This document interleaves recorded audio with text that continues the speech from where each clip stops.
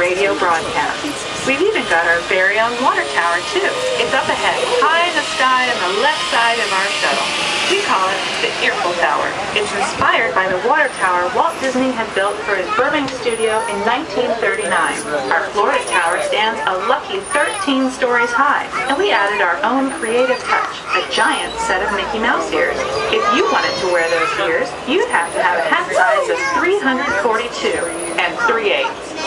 Up ahead, after the next bend in the road, you'll have a perfect opportunity to take a picture of this famous icon. In the world of entertainment, every project starts with a screenplay and a lot of creative ideas. A production studio is where the ideas of writers, producers, and directors are transformed into an on-screen reality. Within these huge spaces, filmmakers can literally create their own world. Our Florida sound stages are soundproof, weatherproof, and most importantly, air-conditioned. All vitally important for the cast, crew, and equipment. Many of the crafts needed for filmmaking are located right here on the lot. On the left, we have our own greens department. It grows flowers, trees, shrubs, and topiaries. A few well-placed plants can cover up empty spots in the set and add a touch of natural beauty to a scene. On the right are two of the aircraft from the 2001 blockbuster hit Pearl Harbor. These exact full-scale replicas of P-40 fighters were used in the special effect fight sequences. Of course, many of the planes you saw flying through the aerial battles or sitting on the ground weren't real at all. They were created entirely within a computer. Oh, keep your cameras focused to the right. We're coming up on that perfect angle of the Earful Tower I told you about. It's a true masterpiece. We're entering one of our most glamorous and colorful departments, creative costuming. Every star has to have just the right wardrobe, and it all begins here with a designer's sketch. Our team of designers, seamstresses, and tailors can turn 1.5 million yards of fabric into over 25,000 costumes every year. Many of these costumes will become part of the shows and attractions of the Walt Disney World Resort. In fact, here in Florida, we have the largest working wardrobe department in the world. Why, Mickey Mouse alone has over 175 different outfits to choose from, while Minnie Mouse keeps more than 200 unique costumes in her wardrobe.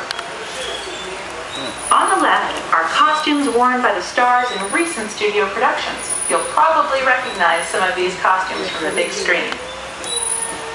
Every story needs a setting, and our design staff can create just about any place a script calls for, from an urban city street to a remote desert canyon.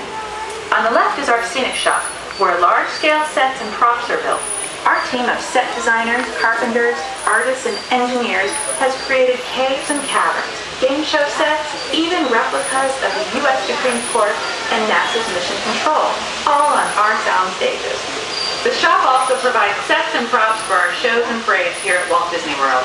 The same skill and craftsmanship that goes into a movie set can also be used to create magic for our parks. Either way, it's all about making dreams come true.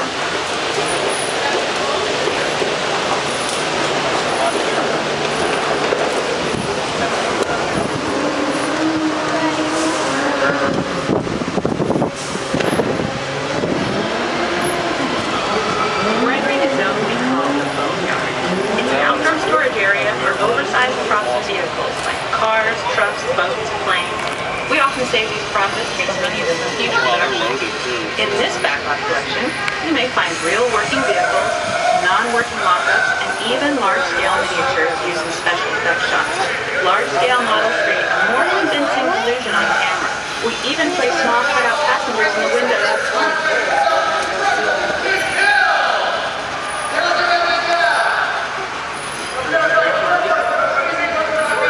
We are now passing by the sets of our Light Tomatoes Action Extreme Stunt Show. On the left, you may catch a glimpse of the Mediterranean fishing village that sets the stage for this thrilling action. We'll get a closer look at it in a minute, but now, we're approaching one of the largest flaming sets in our backlot. It's over on the right. It may not look like much from this angle, but it's pretty spectacular on the other side.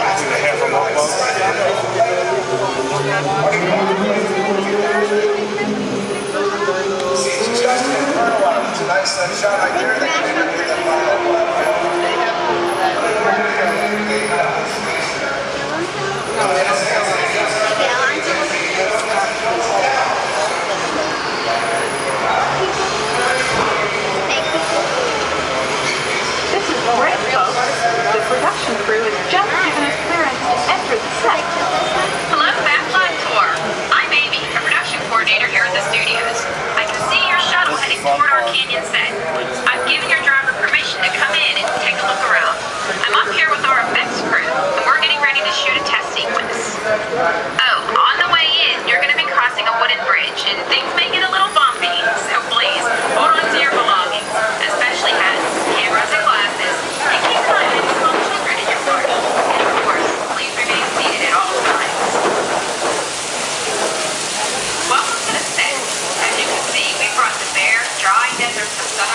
California to green, typically humid Central Florida. This set is based on real locations that our production designer took pictures of. Our set crew spent about 6 months building the canyon, but we've used it for a number of TV shows and specials over the years. For our upcoming production, the script called for a tinker truck. We found this one in our backyard, but it was too big to drive into place. So we picked it up with a crane and set it down here. We're up on the overhead platform, and I see our director has arrived. As soon as the rain effect is ready, we'll begin the sequence. This sudden shower is really just a special effect. We've rigged up a series of water nozzles just above your trim. But this storm only covers the first few feet of the set.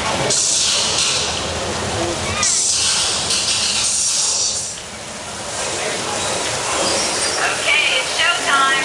Everybody stay seated, hang on to your belongings, and watch your children.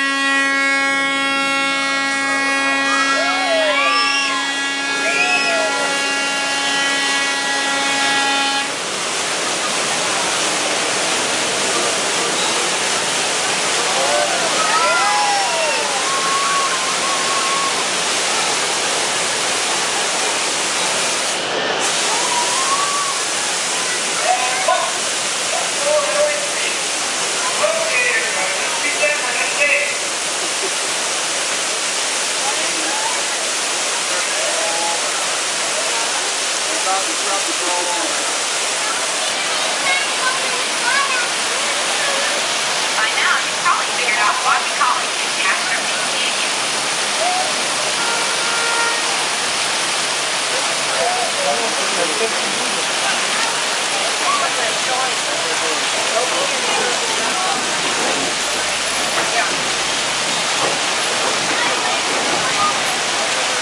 Now, let's get behind the scenes and find out how this spectacular sequence was created. The canyon itself is a facade, a steel structure covered with wire mesh and layers of concrete, sculpted and painted to look like natural rock formation. Narrow yellow pipes during propane gas fuel the explosions and fire effects. For the flash flood, we used 100% real water. About 70,000 gallons of it dumped from overhead tanks. Oh, but don't worry, we recycle. All of that water will be pumped right back up to the top for the next take. We shoot some of the water through air cannons for an extra dynamic effect. Those air cannons are powerful enough to shoot a basketball over the top of a skyscraper the size of the Empire State Building. To top it off, our shuttle was sitting on hydraulic shaker tables. They provide the shaking, rattling, and rolling sensations to the scene. The entire sequence can be reset in 3.5 minutes. That's just enough time to bring in the next shuttle. Well, I'm going to get ready for our next take. Thank you all for being part of the action. Hey, I'm needed back on the set, so enjoy the rest of your tour. Okay, well thanks, Katie, for giving us access to the set. On the right, we have an authentic piece of Disney history. That Gulfstream 1 was known at airports across the country as November 234 Mickey Mouse, but we just call it the Mouse. In 1964, Walt Disney and his Hand 16 used this plane to scout locations for what he called the Florida Project. Soon, they secretly began purchasing thousands of acres of land, which became the Walt Disney World Resort in 1976. During the creation of the resort, and later Epcot, the Mouse shuttled studio executives and Imagineers between Burbank and Orlando, making it the most used executive aircraft in the country. Appropriately, the Mouse retired here in 1992. As Walt used to say, it was all started by a mouse. In this case, 234 Mickey Mouse. On our right, once again, past the right started action previous country. This high octane presence is based on the hit show from the Walt Disney Studios Park in France. In this action-packed production, you'll feel like you're right there on the set during the filming of a spy thriller.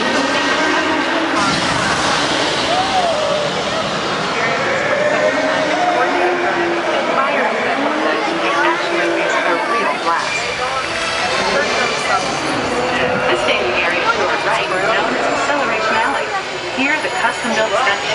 vehicles rev their engines up to 70 miles per hour before making their high-speed entrances onto the stage for our Lights, Motors, Action Extreme Stunt Show. Of course, these are professional stunt drivers. We hope you'll enjoy their daring driving skills, but please, don't try them yourself. Did they have to go through a lot of traffic?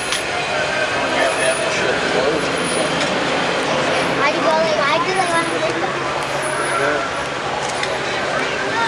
On the left, we reached our second boneyard with more historic props and vehicles. When we reuse older props in a new production, they're often refitted with custom parts and given a whole new color scheme. You might not even recognize them the next time you see them on screen. For instance, coming up is our friend Herbie the Love Bug. He went through a special demolition derby makeover. Those dents and dings were added on purpose. He can be polished up as good as new for his next Star Wars.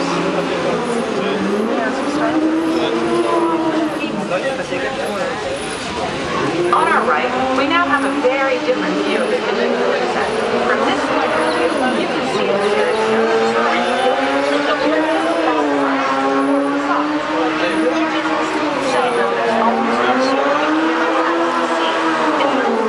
dating all the way back to the site of man. To add a sense of realism and avoid the cost of set building, many of today's television shows and movies film on location in cities and towns across the U.S.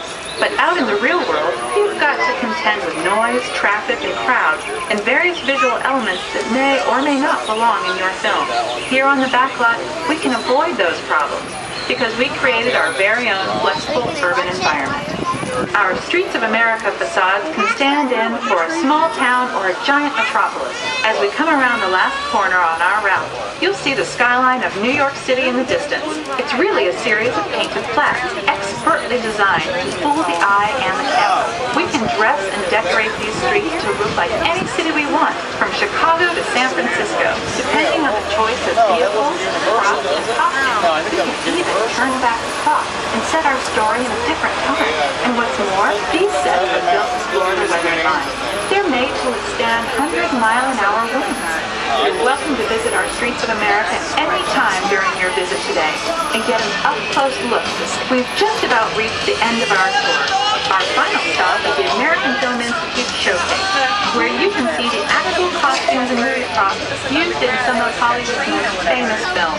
There are some pretty amazing items in there, so feel free to take all the time you like.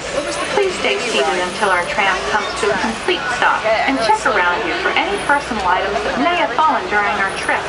Well, as they say in Hollywood, that's a wrap. Thanks for joining our backlot tour, and we hope that you'll come back to visit us again soon. Ladies and gentlemen, thank you very much for staying seated as we come to this complete stop. Your exit will be through the AFI Showcase.